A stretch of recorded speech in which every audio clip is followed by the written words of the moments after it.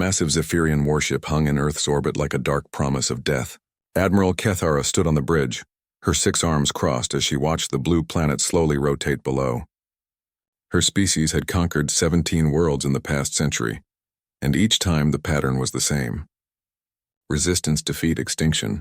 Earth would be no different. "Admiral, the human delegation is requesting permission to board," her communications officer reported, his voice trembling slightly. Even hardened Zephyrian warriors felt uneasy about what was to come. "Let them come," Kethara replied, her voice cold as the void between stars. "It will be amusing to hear their final words before we cleanse their world." The human shuttle was laughably small compared to Zephyrian vessels. It docked with barely a whisper against the massive hull. Kethara had seen this ritual many times before. The conquered species would send their leaders to beg for mercy, offer tributes, promise servitude. It never mattered. The Galactic Council had marked humanity for extinction, and the Zephyrians were the Council's sword. 3 humans entered the bridge, escorted by heavily armed Zephyrian guards. Kethara was surprised by their calm demeanor. Most species trembled when facing their executioners. The lead human, an elderly man with silver hair and kind eyes, stepped forward without fear. "I am Dr. James Morrison, representing Earth," he said simply. "Thank you for agreeing to this meeting." Kethara's 4 eyes studied him carefully. "You thank me? I am here to destroy your world, human. Your entire species will be extinct within the day." Dr. Morrison nodded slowly. "We know, that's why we're here. Not to beg for our lives, but to offer you something before we die." This was unexpected. Kethara had never encountered a species that offered gifts to their destroyers. "Speak quickly, human. My patience grows thin." The second human, a young woman with determined eyes, stepped forward carrying a small container. "Admiral, we know your species has been fighting a plague for the past 50 years. The crimson rot that's been slowly killing your people across 12 star systems." Kethara's blood ran cold. How could these primitive humans know about their most closely guarded secret? The crimson rot was slowly destroying Zephyrian colonies, turning their proud warriors into mindless husks. Their greatest scientists had failed to find a cure. "How do you know of this?" Kethara demanded, her voice sharp with anger and fear. Dr. Morrison spoke gently. "We intercepted some of your medical transmissions 3 years ago. When we realized what was happening, our best doctors and scientists began working on a solution. We've developed a cure." The bridge fell silent except for the hum of ship systems. Kethara stared at the humans in disbelief. "You lie. Our scientists are far superior to yours. If we cannot cure it, neither can you." The young woman opened the container, revealing dozens of small vials filled with silver liquid. "We think differently than your people, Admiral. Where you see complex problems requiring complex solutions, we sometimes find simple answers. This cure works by enhancing your natural immune system rather than fighting the disease directly."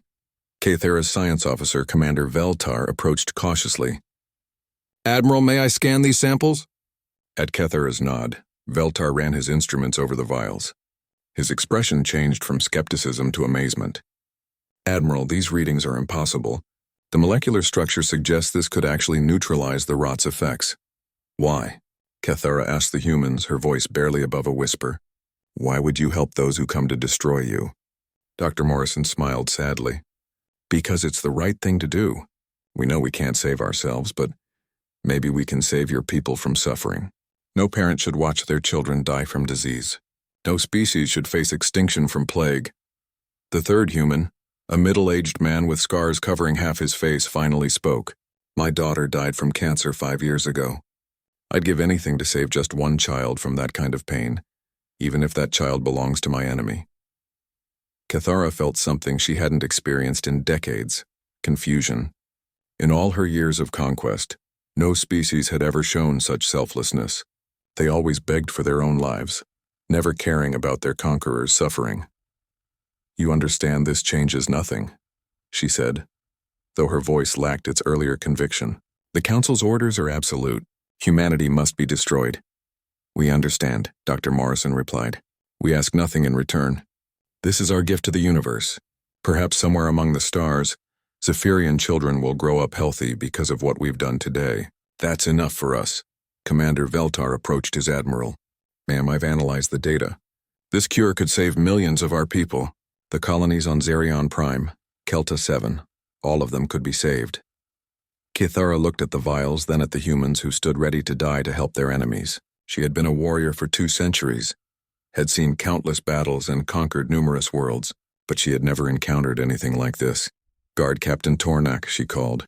Her most trusted warrior stepped forward. "What is your assessment of these humans?" Tornak had been observing silently. His deep voice carried uncertainty. "Admiral, in all our conquests, no species has ever shown such honor to those who would destroy them. These humans face death with dignity and offer life to their killers. I do not understand it." The weight of decision pressed down on Kithara. The Galactic Council expected a report of successful planetary cleansing within hours, but something about these humans had shaken her to her core. They were supposed to be primitives, barely worthy of notice. Yet they had accomplished what her people's greatest minds could not. More importantly, they had shown a mercy that no Zephyrian had ever displayed. Even to their enemies, even facing extinction, they chose compassion over hatred. "Dr. Morrison," Kithara said finally, "you have given me much to consider. Return to your shuttle. I will contact you within the hour with my decision." As the humans were escorted away, Kithara stared out at Earth spinning peacefully below. For the first time in her military career, she questioned an order from the Galactic Council. These humans were supposed to be eliminated because they were deemed too dangerous to exist, but perhaps the Council had been wrong about what made them dangerous. Admiral Kithara paced her private quarters, the weight of an impossible decision crushing down on her shoulders. The cure vials sat on her desk, their silver contents seeming to glow with promise. Outside her viewport, Earth continued its ancient dance around the sun, unaware that its fate hung in the balance. A soft chime announced a visitor. "Enter," she called. Commander Veltar stepped inside, his expression troubled. "Admiral, I've completed a full analysis of the human cure. It's remarkable. Not only does it neutralize the crimson rot, but it actually strengthens Zephyrian cellular structure. Our people would be healthier than they've been in generations." Kithara stopped pacing. "And you're certain it's not some kind of weapon? A delayed poison? I've run every test imaginable. There are no hidden components, no time-delayed reactions. It's exactly what they claim, a cure born from genuine compassion." Veltar paused. "Admiral, I must ask, are you actually considering sparing them?" The question hung in the air like a physical weight. Kithara had served the Galactic Council for over a century without question. The Council maintained order through fear and absolute obedience. To disobey would make her a traitor to everything she had sworn to protect. "What do you know of the Council's reasoning for this extermination order?" she asked instead of answering. Veltar consulted his datapad. "The official report states that humans show dangerous tendencies toward unpredictable behavior and rapid technological advancement. They've gone from primitive agriculture to space travel in mere millennia. The Council fears they could become a threat if left unchecked." "And yet," Kithara mused, "they use their rapid advancement to help their enemies. What kind of threat behaves with such mercy?" Another chime sounded. Guard Captain Tornak entered without being summoned, something he had never done before. His massive frame filled the doorway and his expression was deeply troubled. "Admiral, forgive the intrusion, but my warriors are asking questions I cannot answer." "What questions?" "Why are we killing a species that would die to save our children? My soldiers have families on the plague worlds. Some have lost younglings to the rot." Tornak's voice cracked slightly. "How do we explain to our people that we destroyed the only hope for a cure?" Kithara sat heavily in her command chair. "The Council's orders are absolute, Captain. We are instruments of their will, are we?" Tornak asked quietly. "Or are we beings capable of choosing honor over blind obedience?" Before Kithara could respond, her communications console activated.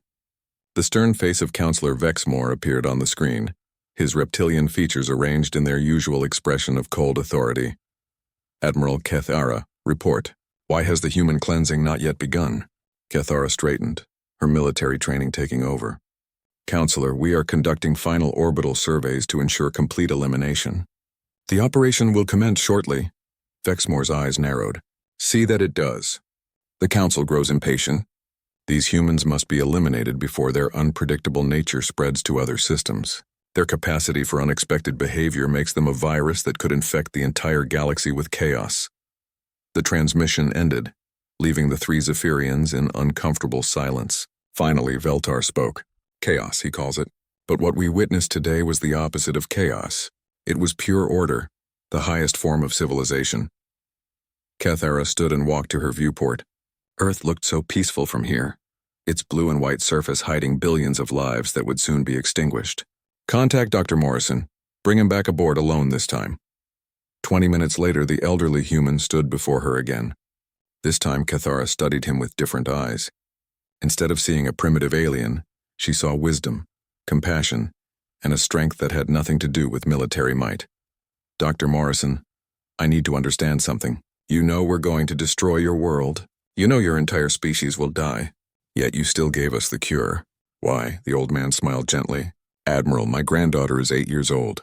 She loves to paint pictures of flowers and asks endless questions about the stars. In a few hours, she'll be dead along with every other child on Earth. I can't save them, but maybe I can save other children on other worlds from suffering. You speak of children you'll never meet, belonging to species you've never encountered. Does that matter? A child's pain is the same whether they're human, Zephyrian, or something else entirely. A parent's grief doesn't change based on the number of arms they have or the color of their skin. Kethara felt something break inside her chest. The Galactic Council believes your species is dangerous because of your unpredictable nature. They say you could bring chaos to the galaxy. Dr. Morrison nodded thoughtfully. Perhaps they're right. We are unpredictable. When faced with certain death, we chose to heal our killers. When confronted with overwhelming force, we offered gifts instead of weapons. Maybe that kind of behavior is dangerous to a system built on fear and absolute control. And if I were to spare your world, what then? I don't know, Dr. Morrison admitted. We've never been spared before, but I imagine we'd continue being ourselves. Chaotic, unpredictable, and annoyingly hopeful. We'd probably try to help other species, explore the galaxy, make friends where we should make enemies. We'd ask uncomfortable questions and refuse to accept that things have to stay the way they've always been. Kethara realized she was smiling, an expression that felt foreign after so many years of military stoicism. That does sound dangerous to the Council's way of thinking. Admiral, you're a warrior. You've conquered worlds and destroyed civilizations. But you're also a mother, aren't you? I can see it in your eyes when you talk about children. The observation hit Kethara like a physical blow. Her own younglings were safe on the homeworld, but millions of Zephyrian children were dying from the plague. Children who could live if she made the right choice.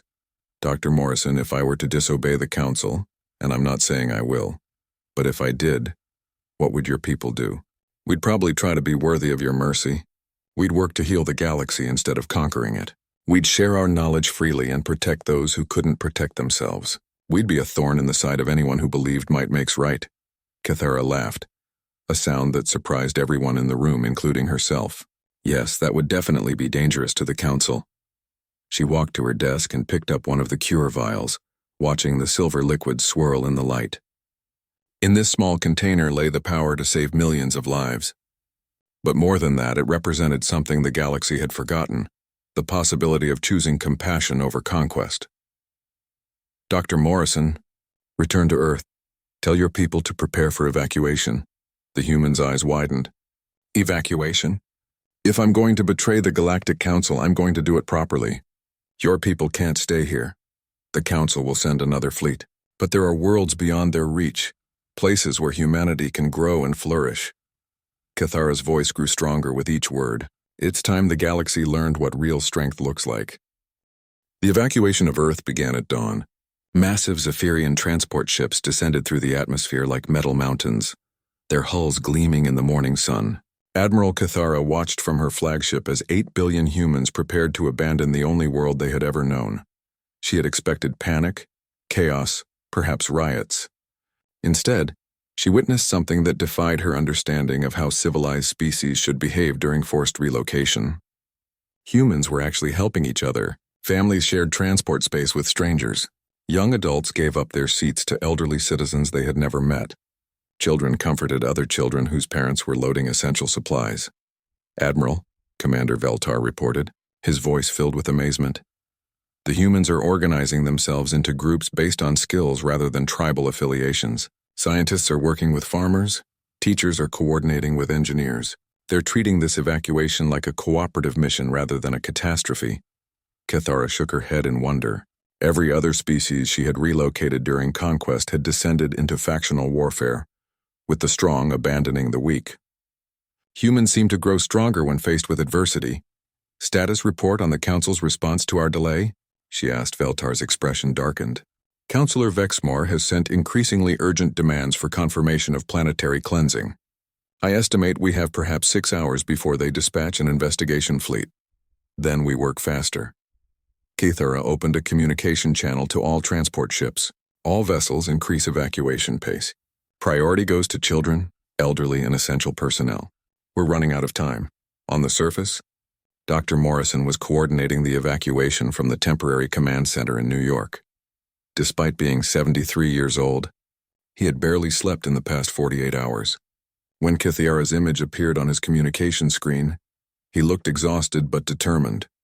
Admiral, we're moving as fast as we can, but there are logistics challenges we didn't anticipate. Our rural populations are scattered across vast distances, and many communities lack transportation to reach the pickup points. What do you need? More small transport craft to reach remote areas, and perhaps an extra 12 hours to complete the evacuation properly. Kithara considered this. 12 hours would certainly bring Council investigation ships to Earth, but leaving humans behind meant condemning them to death when the Council eventually sent another extermination fleet. You'll have your extra time. Dr. Morrison, my people will deploy additional shuttles to remote areas. Admiral, Dr. Morrison said quietly, you know this puts your own people at risk. Why are you doing this? The question had been haunting Kithara for days. Because you taught me something, Dr. Morrison. You showed me that true strength isn't about the ability to destroy, but the wisdom to choose mercy when you have the power to show it. 8 hours later, the last transport ships were loading their final passengers when Kithara's worst fears were realized. Long-range sensors detected a massive Council fleet dropping out of hyperspace at the edge of the solar system. Admiral, her sensor officer announced with barely concealed panic, 15 Council dreadnoughts and a full battle group.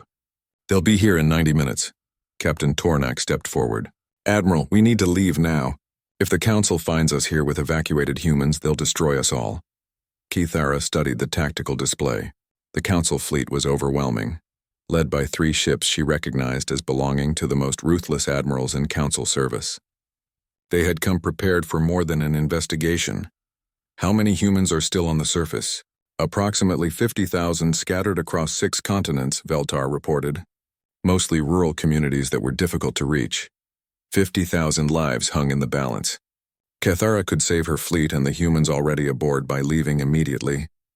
Or she could stay and try to save everyone, knowing it would likely mean death for them all. She thought of her own children, safe on the Zephyrian homeworld. Then she thought of Dr. Morrison's granddaughter, the 8-year-old who painted flowers and asked questions about the stars. The choice became clear. All ships continue evacuation operations. Deploy every available shuttle to collect remaining humans. We're not leaving anyone behind. Admiral, Tornak protested. That's suicide. The Council fleet will arrive before we can complete the evacuation. Then we'll fight them. Kithara's voice carried the iron of absolute conviction. Signal all ships. Prepare for battle. If the Council wants to destroy humans for showing mercy, they'll have to go through us first. The bridge crew stared at her in shock. A Zephyrian admiral had just declared war on the Galactic Council, the most powerful military force in known space. It was unprecedented, unthinkable, and absolutely certain to end in their destruction. But as Kithara looked around the bridge, she saw something she had never expected. Her officers weren't afraid. They were inspired. For the first time in their military careers, they were fighting for something greater than conquest or duty. They were fighting for the radical idea that mercy was more powerful than might. Admiral, her communications officer announced, incoming transmission from Dr. Morrison on the surface. The elderly human's face appeared on screen, but this time he wasn't calling from the command center. He was standing in what looked like a rural farmhouse with a group of families behind him.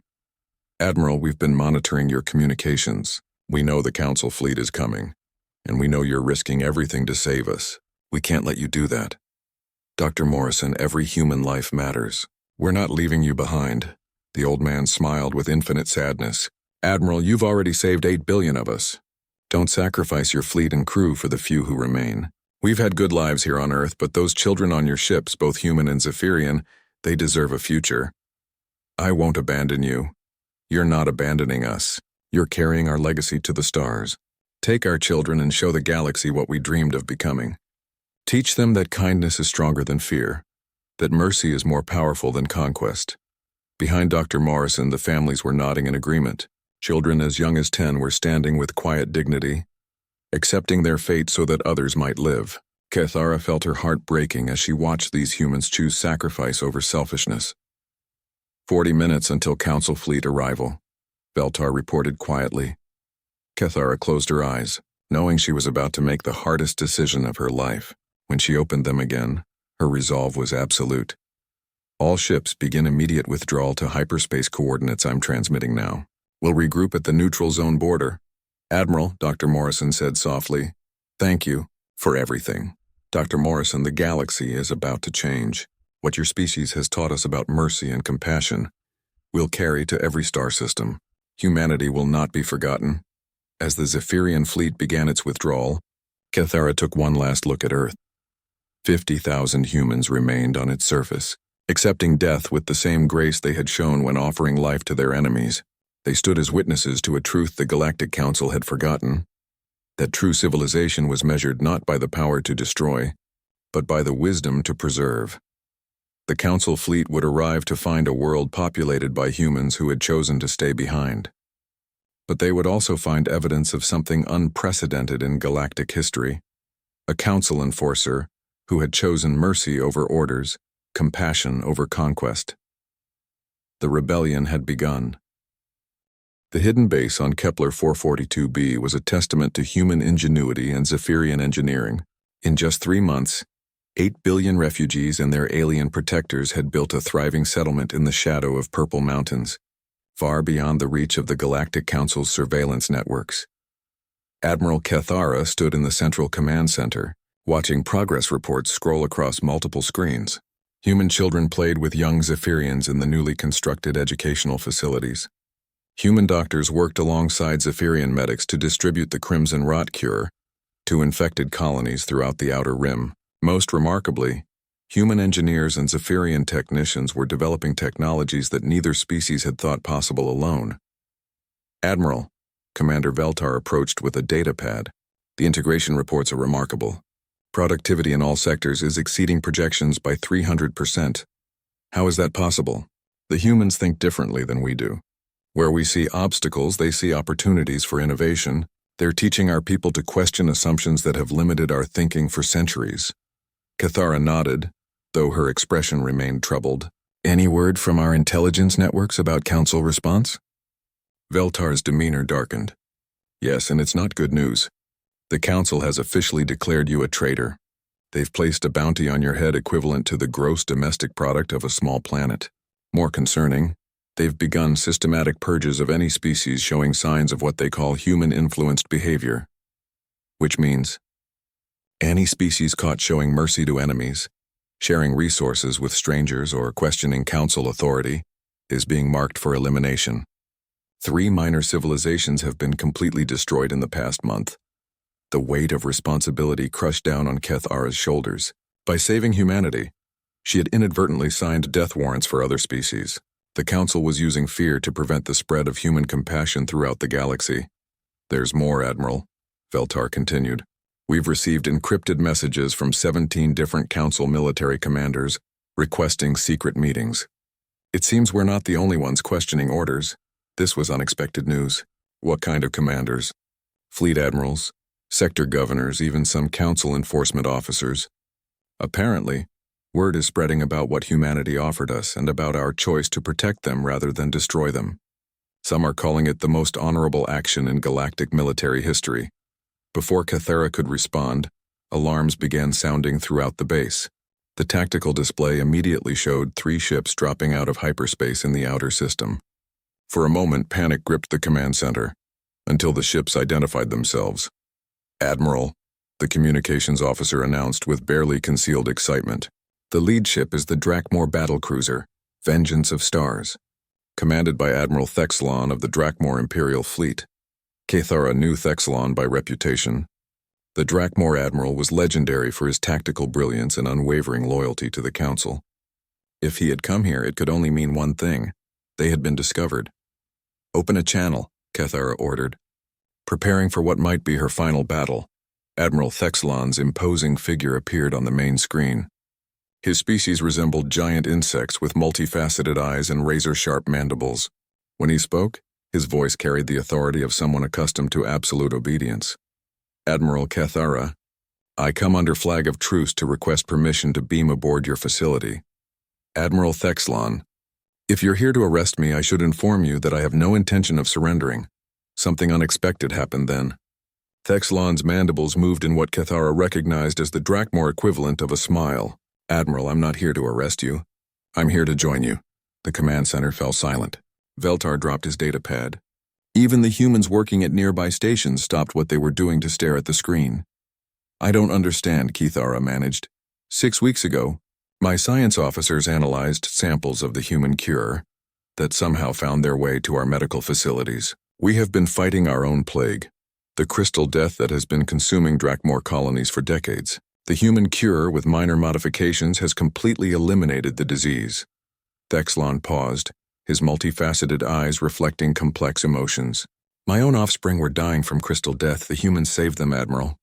They saved children belonging to a species they had never met, despite knowing we were part of the council that ordered their extinction. And now I understand why you chose treason over obedience. The Council calls human compassion a virus that threatens galactic stability. They're right. It is a virus, one that transforms military machines back into beings capable of moral choice. Over the next hour, Admiral Thexlon brought more shocking news. His 3 ships carried not just Drakmor crew, but refugees from 2 other species the Council had recently marked for elimination. The Kalari, whose crime was refusing to execute prisoners of war. The Vorthon, who had been condemned for sharing agricultural technology with struggling colonies. The galaxy is changing, Admiral Kethara, Thexlon explained as they toured the human settlement. Word of humanity's final gift has spread through unofficial channels. Military commanders are questioning orders. Scientists are sharing research freely instead of hoarding it for their respective governments. Civilians are helping strangers without regard for species loyalty. They paused at a medical facility where human doctors were training Zephyrian and Drakmor medics in new healing techniques. Children of 3 different species played together in the adjoining area, their laughter transcending the barriers of language and biology. The Council is terrified, Thexlon continued. They've built their power on the assumption that different species are naturally hostile to each other, that peace can only be maintained through fear and absolute control. Humans have proven that assumption wrong. Dr. Morrison approached them, now wearing the simple work clothes of a settlement coordinator rather than the formal attire of Earth's diplomatic representative. At 96 years old, he moved slowly but with purpose. Admirals, he greeted them with a warm smile. I hope you'll forgive an old man's curiosity, but I wanted to meet the Drakmor officer I've been hearing about. Thexlon's mandibles clicked in surprise. You've heard of me? Your medical officers have been corresponding with our research teams about plague treatments. Your Dr. Velkaris speaks very highly of human diagnostic techniques. She says we think about disease in ways that never occurred to Drakmor medicine. And what do you think about that? Thexlon asked. Dr. Morrison's eyes twinkled with the same kindness Kethara had first noticed on Earth. I think the galaxy is finally starting to realize that our differences make us stronger, not weaker. Every species sees the universe from a unique perspective. When we share those perspectives instead of fighting over them, we accomplish impossible things. As if to prove his point, a group of children ran past, human, Zephyrian, Drakmor, Kalari, and Vorthon, all playing the same game despite having completely different body structures and sensory systems. They had invented new rules that worked for everyone, turning diversity into advantage. Admiral Kethara, Thexlon said quietly, I didn't just come here to join your rebellion. I came to tell you that you're not leading a small group of military deserters anymore. You're leading a revolution that spans the galaxy. What do you mean? 17 sector fleets have declared independence from Council authority. 43 worlds have announced their withdrawing from Council governance. The Galactic Trade Union has voted to embargo all Council military operations. Thexlon's voice grew stronger with each revelation. The humans taught us that mercy is more powerful than fear. Now half the galaxy is learning that lesson.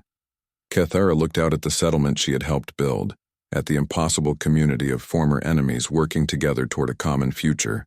3 months ago, she had been a loyal council enforcer, carrying out orders without question. Now she stood at the center of a galactic revolution that began with humanity's simple act of compassion. "Dr. Morrison," she said, "what would your people call what's happening here?" The old man smiled. "Hope, Admiral. We'd call it hope." The War Council meeting brought together the most unlikely alliance in galactic history. Admiral Cathara sat at the head of a circular table surrounded by military leaders from dozens of species, all united by a single act of human compassion that had sparked the greatest rebellion the galaxy had ever seen. Admiral Thexlon of the Drakmor, Imperial fleet, spread his tactical displays across the table's surface. "The situation is deteriorating rapidly. The Council has abandoned all pretense of maintaining order through governance. They're now operating as a pure military dictatorship, crushing any world that shows signs of independent thinking." Commander Veltar, now bearing the insignia of intelligence operations, added his report. "Our spy networks confirm that the Council has launched what they're calling the Purity Campaign. They're systematically destroying any species that demonstrates what they term dangerous empathy." "How many worlds have we lost?" asked Admiral Yexara of the Kalari Defense Force, her crystalline features reflecting the holographic displays. 14 complete planetary extinctions in the past 2 months. Thexalon replied grimly, "The Council isn't just killing rebels anymore. They're eliminating entire civilizations that might become rebel sympathizers." Dr. Morrison, now serving as the Alliance's civilian advisor despite his advanced age, leaned forward in his chair. "They're afraid. The Council built their power on the belief that different species naturally hate each other. We've proven that's not true, and now they're terrified of losing control. Fear makes them unpredictable," observed Captain Tornak, who had become Kithara's chief military strategist. "Desperate enemies are the most dangerous kind." Cathara studied the galactic map floating above the table.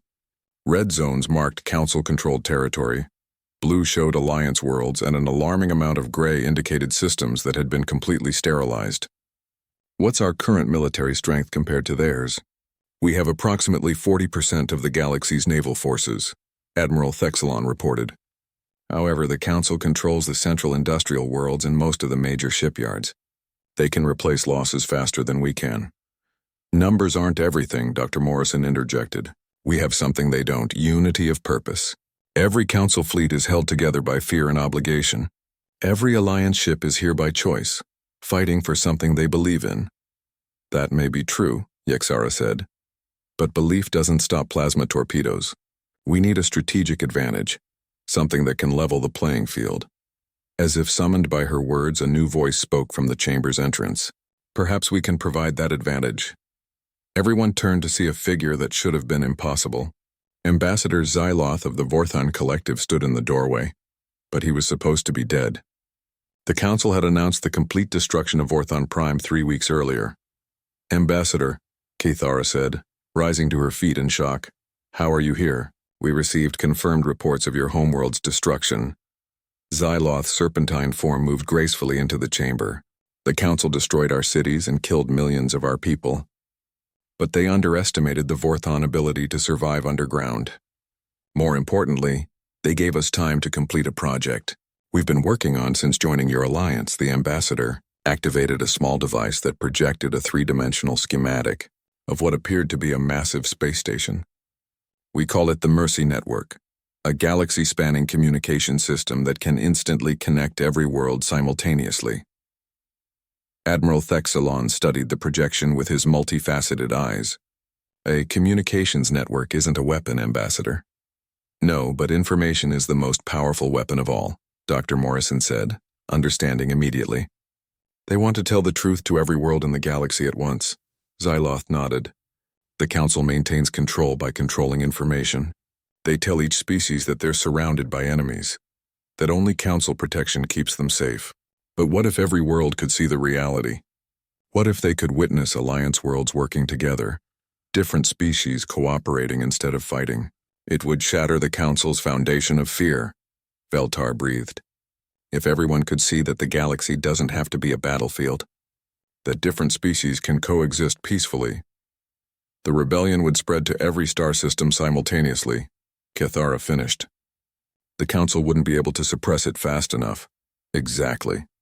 But we need access to the Galactic Communications Hub on Nexus Prime to implement the network. It's the most heavily defended installation in Council space. The room fell silent as everyone contemplated the impossibility of the task. Nexus Prime wasn't just heavily defended, it was considered impregnable. Massive orbital fortresses surrounded the artificial planet, supported by the Council's most elite fleets. It's suicide, Captain Tornak said bluntly. Even our combined fleets couldn't break through their defenses. Maybe we don't need to break through, Dr. Morrison said thoughtfully. What if we could get inside without fighting? All eyes turned to the elderly human. Explain, Kithara requested. The Council is paranoid about external threats, but they've never dealt with internal subversion. Every major facility depends on supply ships, maintenance crews, administrative personnel. What if some of those people weren't who they appeared to be? Admiral Yexara's crystalline features brightened with understanding. Infiltration. But it would take months to get our people into position. We don't have months, Thexelon pointed out. Intelligence reports suggest the Council is preparing something called Final Solution Protocol. We estimate they plan to sterilize half the galaxy's inhabited worlds to prevent further rebellion. The weight of billions of lives settled over the Council chamber. They were discussing the survival of galactic civilization itself, and their window for action was rapidly closing. There might be another way, Veltar said quietly. Our intelligence networks have identified Council officers who are sympathetic to our cause, but haven't yet defected. If we could coordinate with them, a simultaneous uprising, Kethera realized. External assault combined with internal revolt. Dr. Morrison smiled with the same gentle determination he had shown when facing Earth's destruction. It's fitting in a way. The Council will be brought down by the same thing that started this rebellion. People choosing mercy over orders, compassion over conquest. It's still incredibly dangerous, Admiral Thexera warned. If we fail, the Council will have justification for their Final Solution Protocol. They'll claim the rebellion forced them to extreme measures. And if we succeed? Dr. Morrison asked. If we succeed, Kethera said, standing to address the assembled leaders, we free the galaxy from 10,000 years of fear-based governance. We prove that different species can work together as equals, rather than rulers and subjects. She looked around the table at the impossible collection of former enemies who had become allies through humanity's simple act of compassion. 6 months ago, I was a Council enforcer preparing to commit genocide. Today, I'm planning the liberation of galactic civilization. That transformation began when humans chose to heal their killers rather than curse them. Ambassador Xyloth activated another projection, this one showing potential deployment patterns for the assault on Nexus Prime. The Vorthan Collective pledges our remaining ships to this mission. Our people's sacrifice will mean nothing if we don't complete what they started. One by one, each alliance leader stood and pledged their forces to the operation. They understood the stakes, not just their own survival, but the future of every species in the galaxy. We'll need a name for this operation, Captain Tornak observed. Dr. Morrison looked at the holographic displays showing ships from dozens of species, preparing to risk everything for the radical idea that the galaxy could be governed by cooperation instead of conquest. Operation Mercy's End, he suggested. Because we're not ending mercy, we're ending the idea that mercy is weakness. We're going to show the galaxy that compassion is the strongest force in the universe. Admiral Kethara nodded, feeling the weight of history settling on her shoulders. Operation Mercy's End begins in 72 hours. May the stars witness what we do in the name of those who taught us that enemies can become family. The assault on Nexus Prime began at dawn, Galactic Standard Time, with the largest space battle in recorded history. Admiral Kethara stood on the bridge of her flagship, watching as nearly 2,000 ships from 47 different species dropped out of hyperspace in perfect formation around the artificial planet. The Council's response was immediate and overwhelming. Massive orbital defense platforms opened fire with weapons capable of cracking moons. The elite guard fleet, led by the most fanatical Council loyalists, moved to intercept the Alliance forces. Space filled with the deadly light of plasma cannons and the explosive fury of antimatter torpedoes. Status report. Kethara called over the chaos of battle. Heavy casualties in the third wave, Commander Veltar reported, his voice tight with stress. The Kalari battle group has lost 40% of their ships. Drakmor forces are taking severe damage from the orbital platforms. Through the viewport, Cathara could see the devastating effectiveness of Council defenses. Ships she had served alongside for decades were being torn apart by weapons designed to end civilizations. But for every Alliance vessel that fell, 2 more pressed forward, driven by something the Council had never understood: the willingness to die for others rather than kill for orders. "Admiral," her communications officer announced. "Incoming transmission from Dr. Morrison." The elderly human's face appeared on a smaller screen, broadcast from the medical ship that was following the assault fleet at a safe distance. Despite being 96 years old and having no military experience, he had insisted on being present for the operation that would determine the galaxy's future. "Admiral, I'm monitoring the battle communications. Your people are fighting magnificently, but the casualties are becoming unsustainable." Cathara nodded grimly. "The Council's defenses are stronger than we anticipated, but we can't retreat now. This is our only chance to reach the communications hub." "I know. That's why I wanted to speak with you before the final phase begins." Dr. Morrison's expression carried the same gentle determination that had defined humanity's final gift to their killers. "Admiral, whatever happens today, I want you to know that my species considers itself honored to have died for a cause worthy of living for." Before Cathara could respond, alarms throughout the bridge announced the approach of the Council's most feared weapon, the dreadnought Absolute Authority, flagship of Councillor Vexmore himself. The massive vessel was 3 times the size of any Alliance ship, bristling with experimental weapons that had never been tested in actual combat. "Admiral," Captain Tornak reported from the tactical station, "the Absolute Authority is targeting our command ship directly. Estimated time to firing range 6 minutes. Can we penetrate their defenses before they reach us?" "Negative. Our weapons can't breach their shielding at maximum range." Cathara stared at the approaching dreadnought, knowing that her death would likely mark the end of the rebellion. Without unified leadership, the Alliance would fragment back into individual species fighting separate wars against an overwhelming enemy. Then her communications console activated with an unexpected signal. The face that appeared wasn't human, Zephyrian, or any species she recognized immediately. The alien had features that seemed to shift and flow like liquid metal, and when it spoke, its voice carried harmonics that touched something deep in her mind.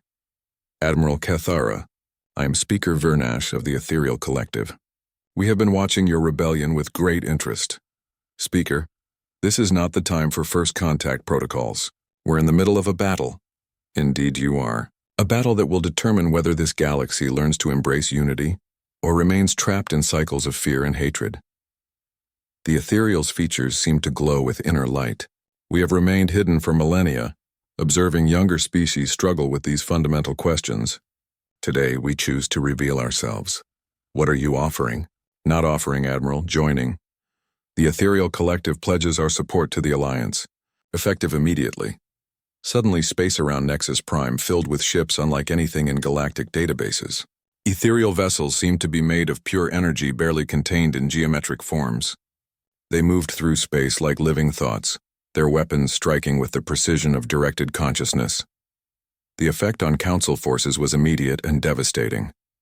Orbital defense platforms that had seemed invulnerable moments before simply ceased to exist, their matter converted to harmless light. The Absolute Authority found itself surrounded by ethereal ships that appeared and disappeared like flickering stars. "This is impossible," Veltar breathed, watching the tactical displays. "Their technology is beyond anything we've encountered." "Admiral Cathara," Speaker Vernash continued, "your species' final act of compassion resonated across dimensions. When humans chose to heal their killers rather than curse them, they created harmonic frequencies that reached beyond physical space. We felt the birth of true wisdom in this galaxy. The battle for Nexus Prime transformed from desperate assault to inevitable victory. Council forces, faced with incomprehensible technology and unshakable Alliance determination, began surrendering in entire fleets. Within 2 hours, the orbital defenses were silent and Alliance forces were landing on the artificial planet's surface. But the most important victory was happening in the communications hub itself. Alliance infiltrators, led by humans who had learned the art of invisible courage from Dr. Morrison's example, had successfully activated the Mercy Network. Across the galaxy on every inhabited world, the same message was being broadcast simultaneously. The message was simple. Images of the Alliance settlement on Kepler 442b, showing humans, Zephyrians, Drachmors, Kalari, and dozens of other species working together as equals. Children playing together despite having completely different biologies. Scientists sharing discoveries freely. Former enemies becoming family through the simple recognition of shared hopes and dreams. Admiral? Dr. Morrison's voice came through the communication channel again, but this time he was smiling with quiet triumph. The response is overwhelming. We're receiving surrender offers from Council fleets throughout the galaxy. Civilians on Council worlds are demanding their governments join the Alliance. Cathara watched as Councillor Vexmore's flagship, the symbol of absolute Council authority, powered down its weapons and transmitted a surrender signal. The reptilian leader who had ordered countless genocides was broadcasting on open channels, his voice heavy with defeat. All Council forces, cease hostilities immediately. The war is over. Not over, Dr. Morrison corrected gently. Transformed. The galaxy is finally ready to grow up. Speaker Vernash materialized on Cathara's bridge, his energy form taking a roughly humanoid shape out of courtesy. Admiral, the ethereal collective formally requests membership in your alliance. We believe younger species have much to teach us about courage and compassion. Granted, Cathara replied without hesitation, but I should warn you, we're still learning ourselves. Everything we know about mercy and cooperation, we learned from a species that chose to heal their killers with their dying breath. Yes, the ethereal agreed, his form brightening. The humans. We have been studying their final transmission to your fleet. In their moment of ultimate defeat, they created the template for galactic unity. Remarkable beings. They were, Cathara said, her voice thick with emotion. They absolutely were. As the last Council resistance collapsed and worlds throughout the galaxy declared their intention to join the Alliance, Cathara realized that humanity's true victory wasn't avoiding extinction. It was teaching the galaxy that extinction was never necessary. That different species could choose cooperation over conquest, mercy over might, love over fear. The humans had died to give their killers life. In return, their killers had given them immortality by carrying their values to every star in the galaxy. Dr. Morrison appeared on the bridge via transport beam, moving slowly but with obvious satisfaction. Admiral, I have a request from the Alliance Council. Which is? They want to rename this planet. Instead of Nexus Prime, they want to call it Hope Station. In honor of the species that taught us hope was stronger than hate, Cathara looked out at the artificial world that had once been the center of galactic oppression and would now become the heart of galactic cooperation. I think humanity would approve. I know they would, Dr. Morrison replied, his eyes bright with unshed tears. After all, hope was always what they did best. 50 years had passed since the Battle of Hope Station, and the galaxy had become something unrecognizable from the fear-driven empire the Galactic Council had once ruled. Admiral Cathara, now bearing the title of Alliance High Commander despite her advanced age, stood in the memorial garden that had been built where Earth once orbited the Sun. The garden was a marvel of cooperative engineering. Zephyrian architects had designed living ships that served as floating ecosystems. Ethereal artists had woven space itself into patterns that captured and reflected starlight in impossible colors. Human botanists had somehow convinced plants from 100 different worlds to grow together in harmony, creating a symphony of life that bloomed in the vacuum of space. At the center of the garden stood a monument unlike any other in galactic history. It wasn't built to celebrate victory in battle or commemorate fallen warriors. Instead, it honored a simple act of compassion that had transformed the universe. The inscription, written in the languages of every Alliance species, read, "In memory of humanity who taught us that mercy given freely transforms both giver and receiver." Dr. Morrison, now 146 years old and sustained by medical advances that marriage of human and alien sciences had made possible, approached the monument slowly. His great-great-granddaughter, a young woman whose eyes held the same gentle determination that had defined her ancestor, walked beside him carrying a small bundle of earth flowers that she had grown from seeds preserved during the evacuation. "Tell me again about the first day." "Great-grandfather," she requested, using the formal address that had become traditional in their family. Dr. Morrison smiled, his memory still sharp despite his advanced years. The Zephyrian fleet came to destroy us, believing that was their duty. We knew we couldn't fight them, couldn't escape them, couldn't bargain with them. So we did the only thing we could think of. We tried to help them. Even though they were going to kill you, especially because they were going to kill us. You see, Maya, when you know you're going to die, you have a choice. You can spend your final moments hating your enemies, or you can spend them loving the future you'll never see. We chose love.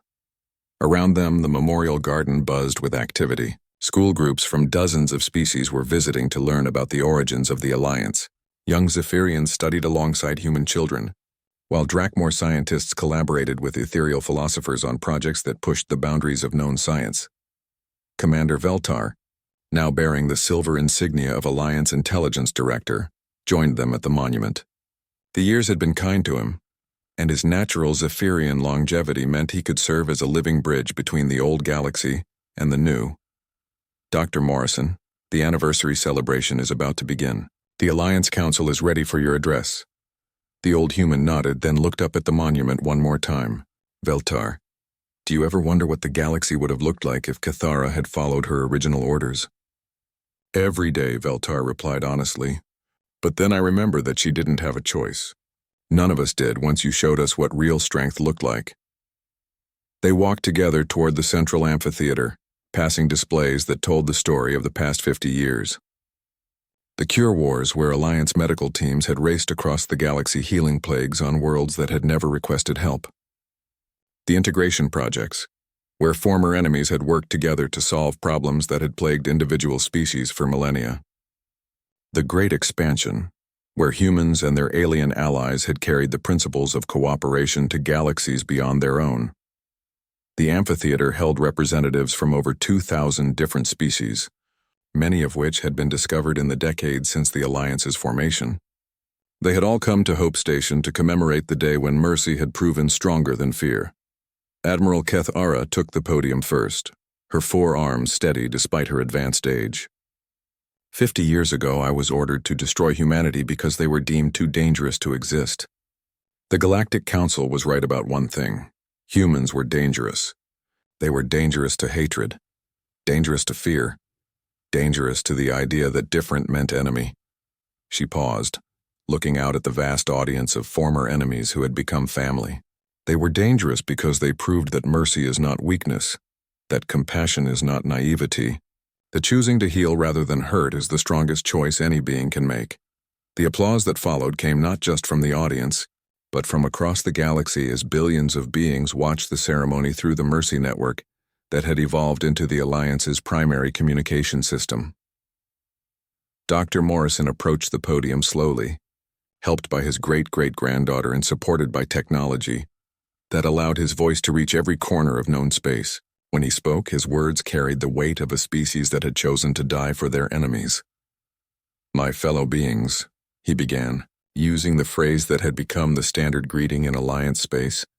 50 years ago, humanity faced extinction. We knew we couldn't save ourselves, so we chose to save others.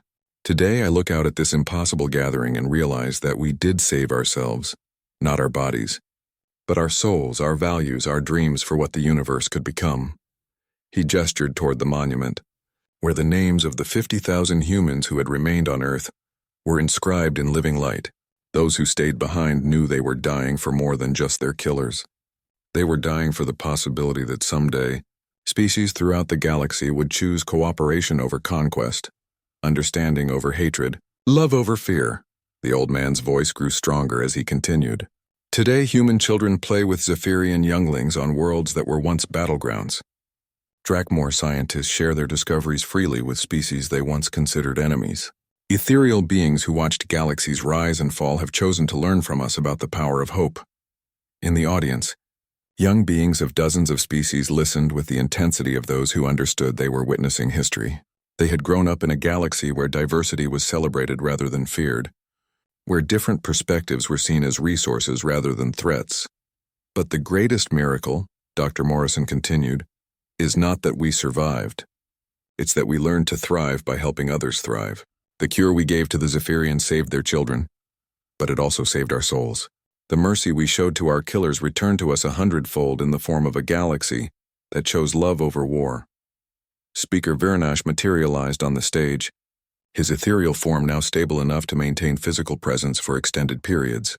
When he spoke, his voice carried harmonics that reached into the deepest parts of every listener's consciousness. The ethereal collective has observed this galaxy for millions of years, watching species rise and fall in endless cycles of conflict. We believed wisdom came only with age, that compassion was a luxury that evolved beings eventually outgrew. His form brightened with what could only be described as joy. Humanity taught us that wisdom begins with kindness, that the highest evolution any species can achieve is the choice to heal rather than harm. The ceremony continued for hours, with representatives from every alliance species sharing stories of how human compassion had transformed their cultures. But the most powerful moment came when Maya Morrison, Dr. Morrison's great-great-granddaughter, took the podium carrying a single earth flower. "I never met the humans who chose to die for their enemies," she said, her young voice carrying clearly across the amphitheater. "But I live every day with the gift they gave me.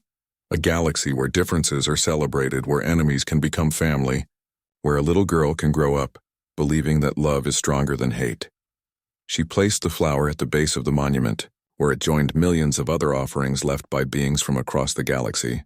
Great-grandfather always tells me that humans weren't special because they were perfect. They were special because they chose to be kind when it would have been easier to be cruel. As the ceremony concluded and beings from 1,000 worlds began their journeys home, Dr. Morrison stood quietly beside the monument. Maya had returned to her ship, but Cathara remained, along with the small group of survivors who remembered the early days of the rebellion. "Do you think they knew?" Cathara asked softly, referring to the humans who had chosen to stay behind on Earth. "Do you think they understood what they were starting?" Dr. Morrison smiled, his eyes bright with the memory of friends long dead but never forgotten. "I think they hoped, Admiral. That's what humans do best. We hope. We hope that our children will be better than we are, that tomorrow will be kinder than today, that enemies can become friends if we're brave enough to show them mercy first." He looked up at the stars that now connected, not just solar systems, but hearts and minds across impossible distances. They hoped that someday the galaxy would learn what they learned in their final moments, that the strongest choice any being can make is to heal rather than hurt, to build rather than destroy, to love rather than fear. And they were right, Cathara said, her voice filled with wonder that had not dimmed despite 5 decades of witnessing miracles. 50 years had passed since the Battle of Hope Station, and the galaxy had become something unrecognizable from the fear-driven empire the Galactic Council had once ruled. Admiral Cathara, now bearing the title of Alliance High Commander despite her advanced age, stood in the memorial garden that had been built where Earth once orbited the sun. The garden was a marvel of cooperative engineering. Zephyrian architects had designed living ships that served as floating ecosystems. Ethereal artists had woven space itself into patterns that captured and reflected starlight in impossible colors. Human botanists had somehow convinced plants from 100 different worlds to grow together in harmony, creating a symphony of life that bloomed in the vacuum of space. At the center of the garden stood a monument unlike any other in galactic history. It wasn't built to celebrate victory in battle or commemorate fallen warriors. Instead, it honored a simple act of compassion that had transformed the universe. The inscription, written in the languages of every Alliance species, read, "In memory of humanity who taught us that mercy given freely transforms both giver and receiver." Dr. Morrison, now 146 years old and sustained by medical advances that marriage of human and alien sciences had made possible, approached the monument slowly. His great-great-granddaughter, a young woman whose eyes held the same gentle determination that had defined her ancestor, walked beside him carrying a small bundle of earth flowers that she had grown from seeds preserved during the evacuation. "Tell me again about the first day." "Great-grandfather," she requested, using the formal address that had become traditional in their family. Dr. Morrison smiled, his memory still sharp despite his advanced years. "The Zephyrian fleet came to destroy us, believing that was their duty. We knew we couldn't fight them, couldn't escape them, couldn't bargain with them. So we did the only thing we could think of. We tried to help them, even though they were going to kill you, especially because they were going to kill us. You see, Maya, when you know you're going to die, you have a choice. You can spend your final moments hating your enemies, or you can spend them loving the future you'll never see.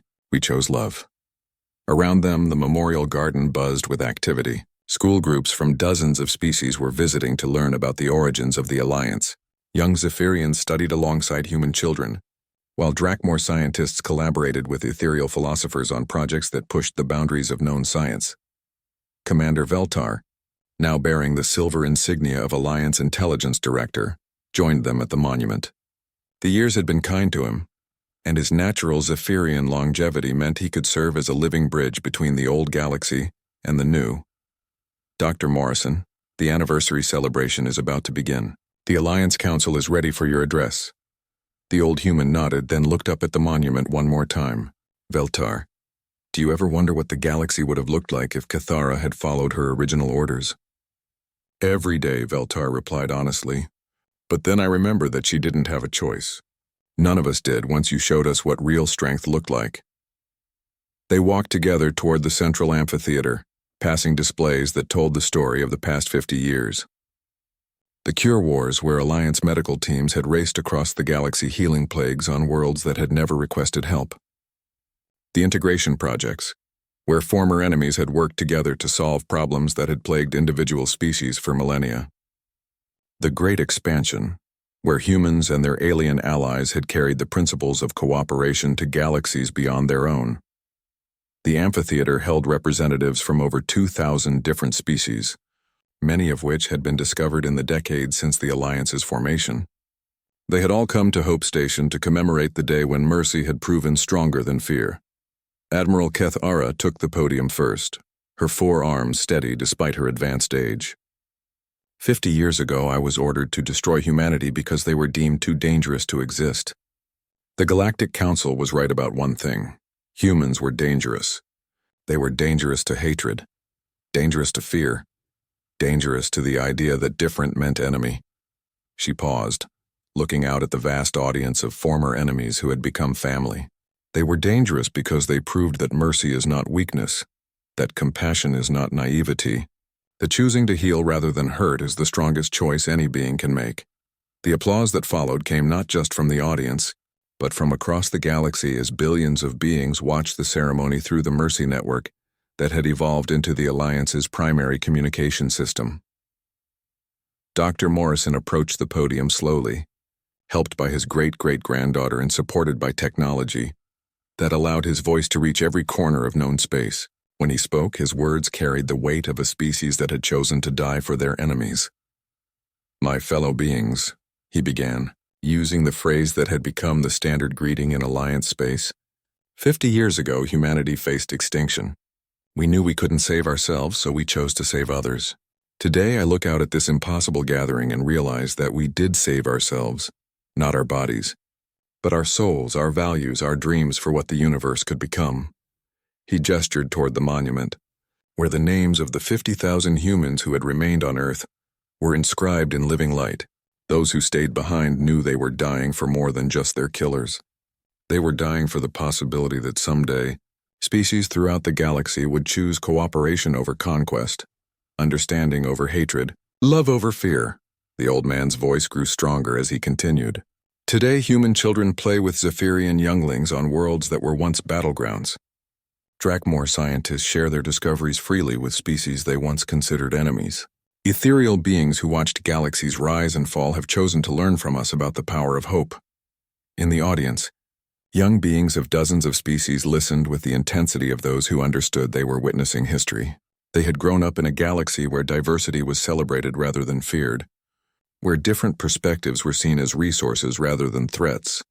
But the greatest miracle, Dr. Morrison continued, is not that we survived. It's that we learned to thrive by helping others thrive.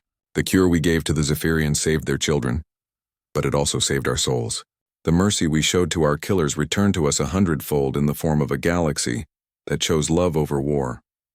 Speaker Viranash materialized on the stage, his ethereal form now stable enough to maintain physical presence for extended periods. When he spoke, his voice carried harmonics that reached into the deepest parts of every listener's consciousness. The ethereal collective has observed this galaxy for millions of years, watching species rise and fall in endless cycles of conflict. We believed wisdom came only with age, that compassion was a luxury that evolved beings eventually outgrew. His form brightened with what could only be described as joy. Humanity taught us that wisdom begins with kindness, that the highest evolution any species can achieve is the choice to heal rather than harm. The ceremony continued for hours, with representatives from every alliance species sharing stories of how human compassion had transformed their cultures. But the most powerful moment came when Maya Morrison, Dr. Morrison's great-great-granddaughter, took the podium carrying a single earth flower. "I never met the humans who chose to die for their enemies," she said, her young voice carrying clearly across the amphitheater. "But I live every day with the gift they gave me. A galaxy where differences are celebrated, where enemies can become family, where a little girl can grow up believing that love is stronger than hate." She placed the flower at the base of the monument, where it joined millions of other offerings left by beings from across the galaxy. "Great-grandfather always tells me that humans weren't special because they were perfect. They were special because they chose to be kind when it would have been easier to be cruel."